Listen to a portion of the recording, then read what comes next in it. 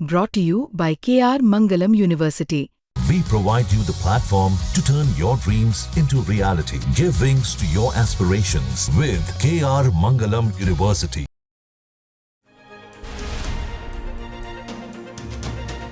Chief justice Sanjiv Khanna, justice Bela Madhurya Trivedi के बाद justice अभय Srinivas okay तीसरे जज होंगे जो मई में सुप्रीम कोर्ट से रिटायर हो जाएंगे।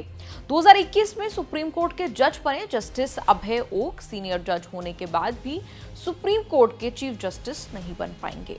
उनसे जूनियर रहे BR गवई उनके रिटायर होने से पहले चीफ जस्टिस बन गए। थोड़े दिनों के लिए ही सही, जस्टिस अभय ओक के बॉस बन गए चीफ जस्टिस गवई। आज इन सबकी चर्चा इसलिए कि चीफ जस्टिस बनते ही गवई ही सीनियर और जूनियर वाली बात छेड़ दी। सुप्रीम कोर्ट में जज बनने से पहले चीफ जस्टिस गवई और जस्टिस अभय ओक दोनों बॉम्बे हाई कोर्ट के जज हुआ करते थे। तब अभय ओक सीनियरिटी में जस्टिस गवई से सीनियर होते थे, लेकिन संयोग कुछ ऐसा बना कि हाई कोर्ट से सुप्रीम कोर्ट में गवई का प्रमोशन पहले हुआ।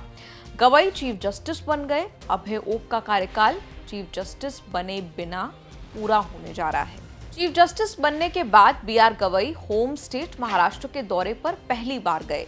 Bar council of Maharashtra and Goa ने चीफ जस्टिस के सम्मान में समारोह आयोजित किया। दिल्ली से जस्टिस सूर्यकांत, जस्टिस अभय ओक और जस्टिस दीपांकर दत्ता भी समारोह में पहुंचे। उसी समारोह में गवई ने किस्सा सुनाकर याद किया कि उनके प्रमोशन में जस्टिस ओक का कितना बड़ा योगदान रहा। लाइव लॉ की रिपोर्ट के मुताबिक चीफ जस्टिस गवई ने कहा कि बॉम्बे हाई कोर्ट में जस्टिस अभय ओक सीनियर थे। तब बॉम्बे हाई कोर्ट के कोटे से 3 सुप्रीम कोर्ट में जज थे। SC/ST कोटा से जस्टिस गवई का नाम सुप्रीम कोर्ट जज के लिए नॉमिनेट हुआ। तब गवई ओक से मिलने गए।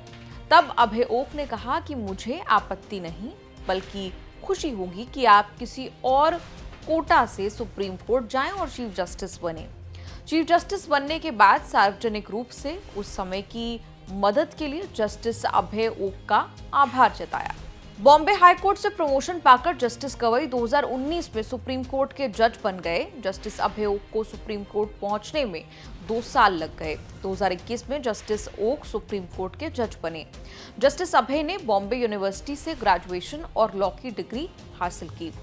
1983 में उन्होंने पिता श्रीनिवास ओक के साथ ठाणे में प्रैक्टिस करनी शुरू की।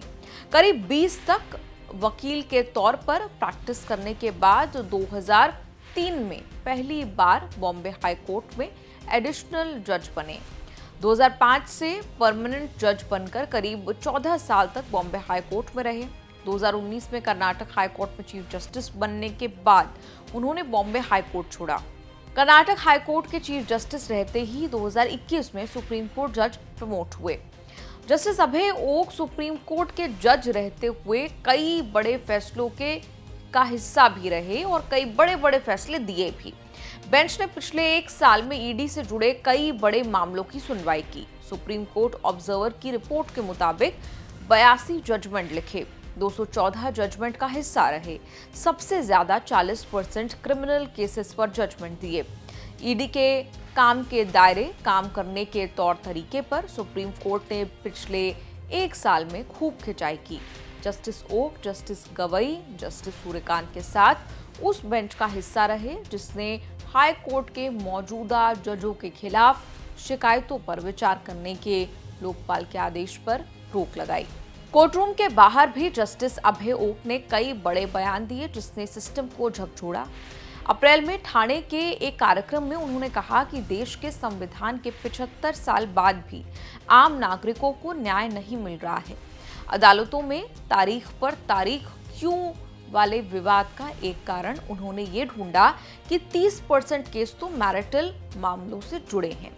सरकारें निचली अदालतों में जजों की संख्या बढ़ाने और कोर्ट के लिए बुनियादी ढांचे में सुधार करने में विफल रही है। जजों की आलोचना पर भी फरवरी में उन्होंने एक कार्यक्रम में भाषण देते हुए कहा कि इस आरोप में सच्चाई से इनकार नहीं कि लोगों को उचित मामलों में जमानत नहीं मिल रही है। जमानत नियम है और जेल अपवाद है कि सिद्धांत को सख्ती से लागू किया जाना चाहिए। कोर्ट कचहरी का ये एपिसोड आपको कैसा लगा? कमेंट्स में लिखकर अपनी राय जरूर दें।